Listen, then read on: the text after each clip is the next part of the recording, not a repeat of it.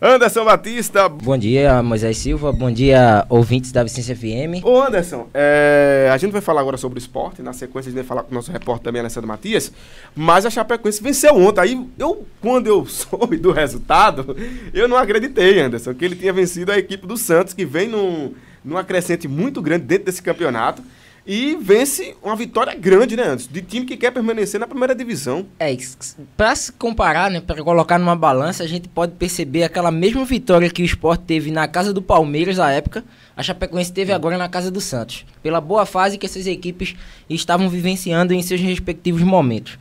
Um jogo onde o Santos estava cheio de desfalques. Vitor Ferraz não estava, a dupla de zaga era reserva, mas isso não justifica a boa partida que a Chapecoense fez após o gol.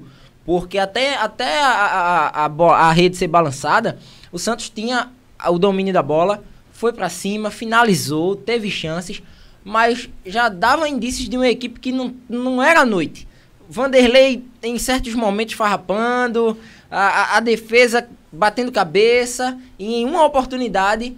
o Leandro Pereira, logo ele, né? Leandro Pereira, ex-Sport, acabou marcando o gol da vitória da Chapecoense. Chapecoense com 37 pontos agora, permanece na zona do rebaixamento por conta dos critérios de desempate. O Sport tem 10 vitórias e a Chape tem 9, mas já liga o sinal de alerta para o Sport, porque o próximo jogo da Chape é em casa, contra o Botafogo. O Botafogo está na meiuca ali da classificação, 41 pontos, mas o jogo é na Arena Condá. Pois é, né? E você dá sobrevida a uma equipe que já estava assim, se perde para o Santos, ficar mais complicada a situação da Chapecoense.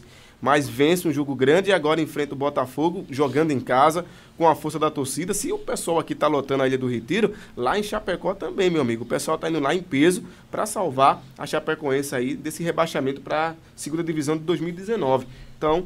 é realmente uma vitória muito grande dessa equipe. Sim, e vale salientar algo que eu tô percebendo e que eu acredito que poucas pessoas perceberam diante dessa vitória da Chapecoense. Muita gente citou de que foi uma derrota ruim de forma dupla para o Sport, porque cresce um grande adversário e na última rodada o Sport enfrenta o Santos na Ilha do Retiro. Santos que perdeu esses pontos e que agora vai ter que buscar outros pontos dentro da competição.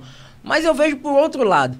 Eu vejo uma sequência de um Vasco que vai ter partidas dificílimas e que uma equipe da zona do rebaixamento mostrou que pode sair dessa situação. E o Sport só depende dele. Se o Sport vence o Vitória e a Chapecoense vence o Botafogo, ambos irão para 40 pontos. O Vasco enfrenta o Atlético Paranaense. E se não tiver cuidado, quem entra na zona do rebaixamento ao final desta rodada é a equipe carioca. Ô Anderson, e outra coisa, né, que eu queria destacar aqui com você e com os ouvintes também, relacionado a essa questão de rebaixamento, é que a gente pode ver que mesmo você com 46 pontos não vai se garantir, pelo jeito, né? Eu acredito porque que com assim, 46, 45 vai. Mas a gente tá percebendo que ali. Fluminense, Corinthians e Botafogo, 41 pontos. Estão no meio da classificação e não estão garantidos. Pois é, então é isso onde eu quero chegar. Então, Bahia com 40, 41 também, isso, salvo engano. E 41, isso. Tem equipes com 40 pontos, a dupla de equipes ali com 38, o Vasco e o Ceará. Então... Sport 37, Chape 37. Então a diferença da Chape, que hoje é a primeira equipe dentro da zona, para a primeira equipe que está perto do time com 46, é de apenas 4 pontos. Parece que a parte de baixo está mais emocionante nesse campeonato do que a parte de cima, né? Porque o Palmeiras tem aí seus 67 a 62. 62, então são 5 pontos, né? de diferença. Diferença aí.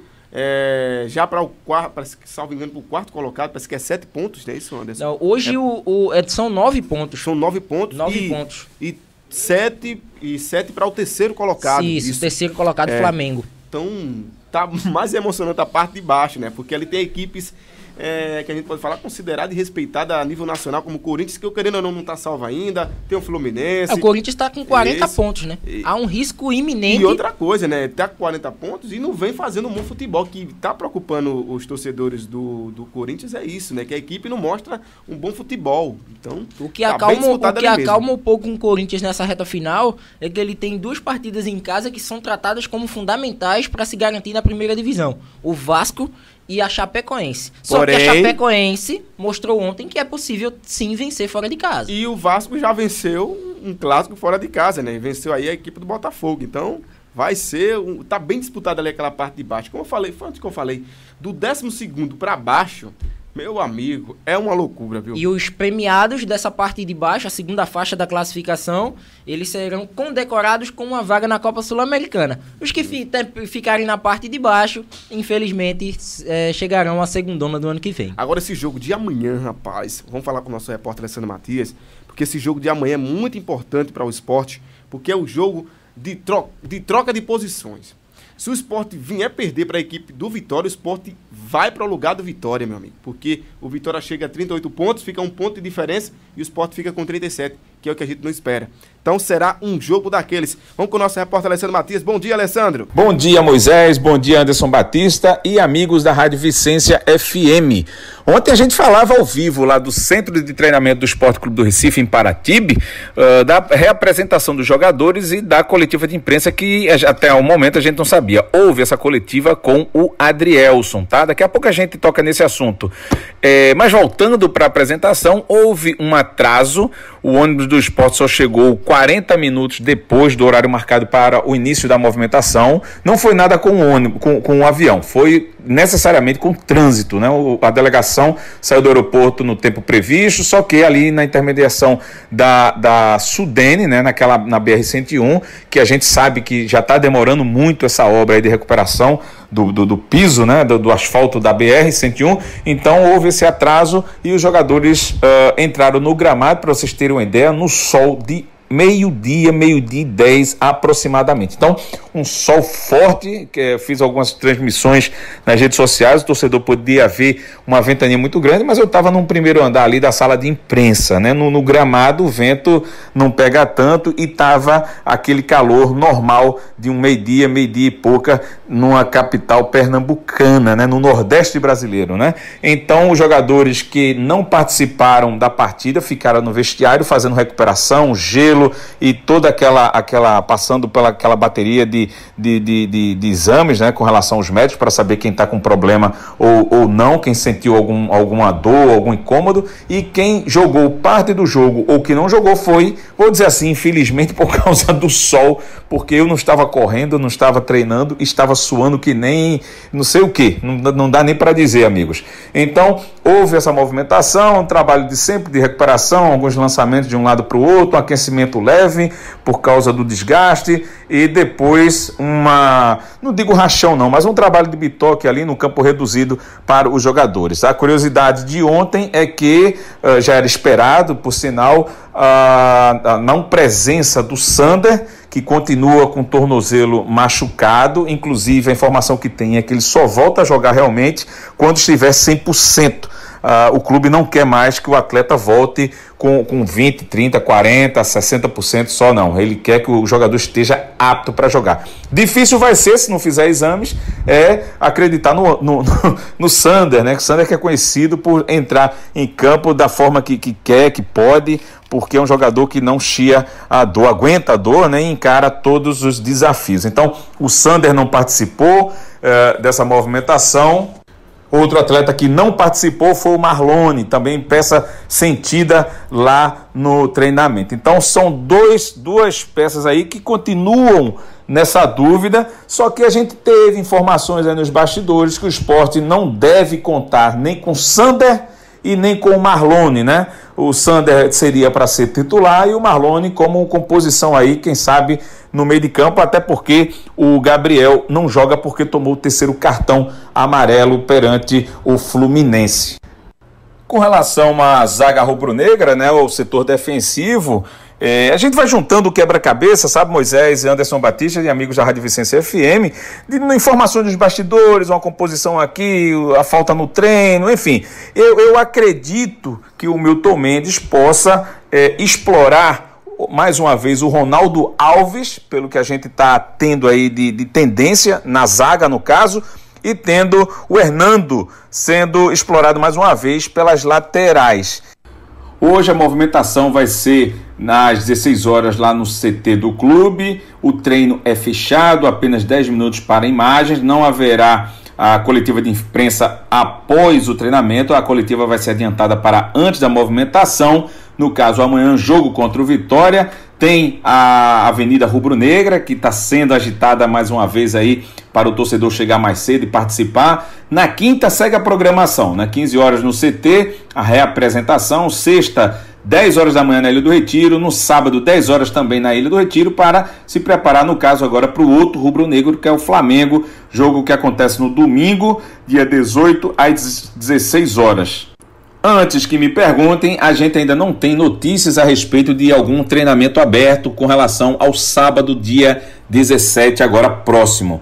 A coletiva, falando agora do que aconteceu ontem, a coletiva de imprensa foi com o Adrielson, e vamos ouvir agora parte dessa fala aí do Adrielson, que vem numa fase muito boa, com confiança não só do elenco como da torcida, e falou sobre tudo, sobre o seu comportamento, sobre preparação, sobre a semana rubro-negra, e no geral ele falou que acredita muito no time e que só depende deles para que o Sport mantenha-se na primeira divisão em 2019.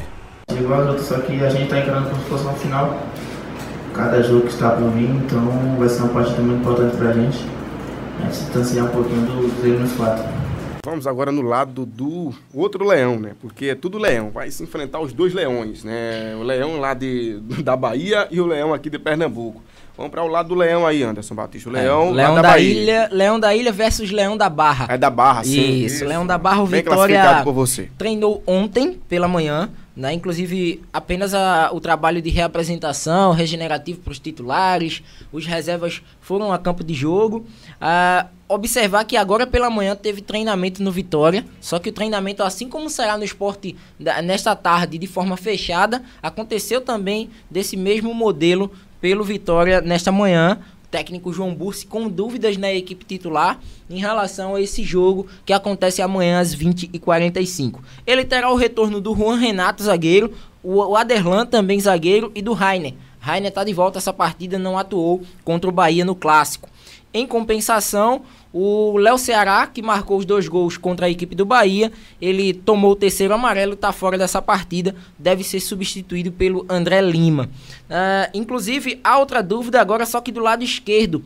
O Marcelo Benítez, o argentino, que inclusive atuou no Clássico, ele teve uma leve torção no tornozelo, deve ser reavaliado no dia de hoje. Se tiver condições, viaja com a delegação baiana, que parte em direção à capital pernambucana nesta tarde, né? Então há essa dúvida do lado esquerdo, caso o Benítez não atue. O Fabiano, aquele mesmo que estava em negociações com o Sport, que era do Bragantino, é quem atua nesse setor. Então, provável vitória que enfrenta o Sport para essa partida deve ser armado com Ronaldo no gol, Jefferson na direita. Uma dúvida na zaga, se ele continua com o Ramon ou se ele continua com o Lucas Ribeiro. Essa zaga foi a formação titular no Clássico, só que o Aderlan está de volta. O Aderlan vem sendo titular nas últimas partidas. Então, ou veremos Ramon e Aderlan, ou Lucas Ribeiro e Aderlan. E do lado esquerdo também a dúvida se ele entra com Marcelo Benítez, se tiver condições, ou Fabiano na esquerda. Arouca, Léo Gomes ou William Farias. Na maioria das partidas no Barradão ele tem atuado com o William Farias, mas fora de casa tem atuado com o Léo Gomes.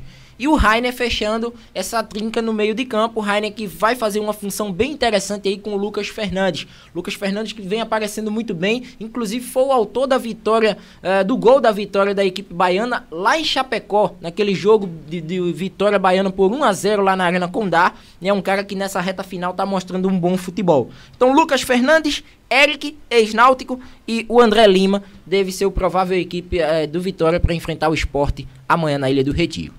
Pois é, Vitória tem vida fácil não, viu? Pega Sport, depois Atlético Paranaense e depois tem um Cruzeiro. Sequência, viu? No caso, esse jogo do Atlético Paranaense acontece no Barradão. Isso. E o do Cruzeiro, pela lógica, né? Aquele jogo que o Cruzeiro utilizou os reservas, agora deve acontecer no Mineirão. Então, sequência dura do Vitória. Pois é, bem complicada. Vamos esperar. Amanhã a gente fala mais. Tem mais uma coisa aí do Vitória antes? Não, só pra finalizar a arbitragem desse jogo, né? Sim. O senhor Anderson Daronco, mais uma vez, apita uma partida do Sport. Apitou o Sport Ceará, naquela segunda-feira onde o Sport bateu o Vovô por 1-0. Está de novo nessa partida contra o Vitória. Ele é do quadro da FIFA do Rio Grande do Sul. Será auxiliado pelo Fabrício Vilarinho da Silva, que também é da FIFA do estado de Goiás, e o Rafael da Silva Alves, que é o segundo assistente do quadro da CBF e também é gaúcho. Beleza, essas foram as informações do Leão da Praça da Bandeira aqui na Rádio Vicência FM.